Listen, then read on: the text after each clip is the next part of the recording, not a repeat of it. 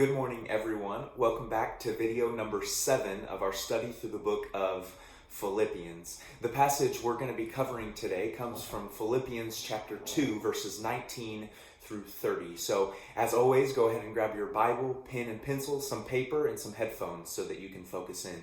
So just to kind of recap of what we have been talking about, really at the starting of chapter 2 and a little bit before that in chapter 1, we have been talking about how to practically live out a cross-shaped life. In the first 4 verses of chapter 2, we covered how it's about valuing others more than yourself and looking at others' interests more than yourself. And then we got into the very prime example of what a cross-shaped life looks like, and that is Jesus himself.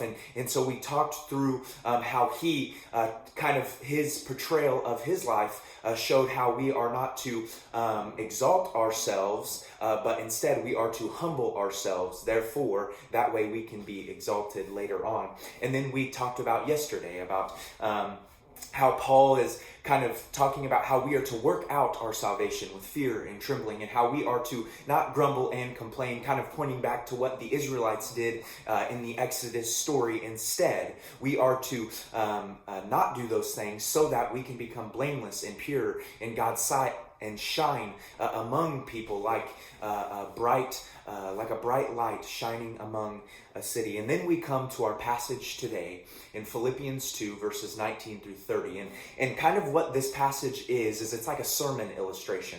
So if you watch sermons, you know that the preacher will always kind of tell a story and or point out examples, trying to clarify the point that he's trying to make. And so this is what Paul is doing right here in verses 19 through 30. He's trying to make a sermon illustration about how a cross-shaped life is lived out. And he has 2 examples of what a cross-shaped life looks like. And he starts with the example of one of his disciples, Timothy. So let me read to you verses 20 through 22. This is what it says.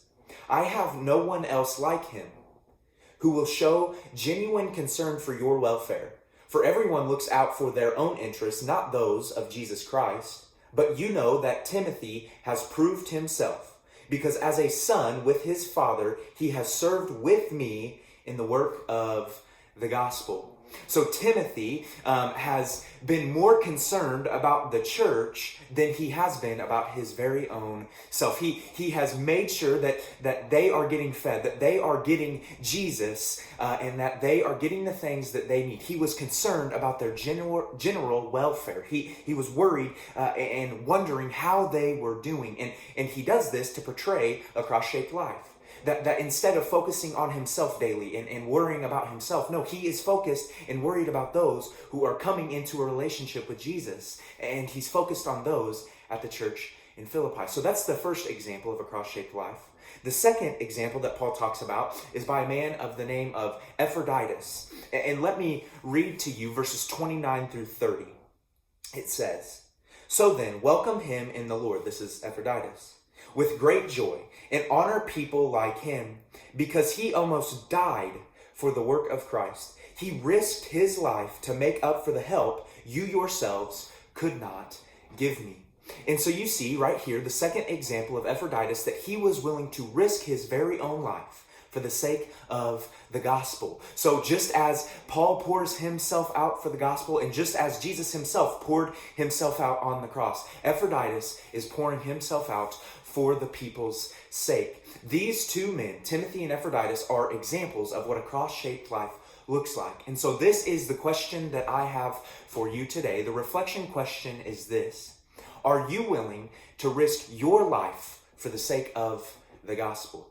Again, are you willing to risk your life for the sake of the gospel? And maybe this sometimes means where we actually die for the sake of Christ. We die. We are a martyr, as you could say. But maybe that's not us. Many of us won't be able to do that.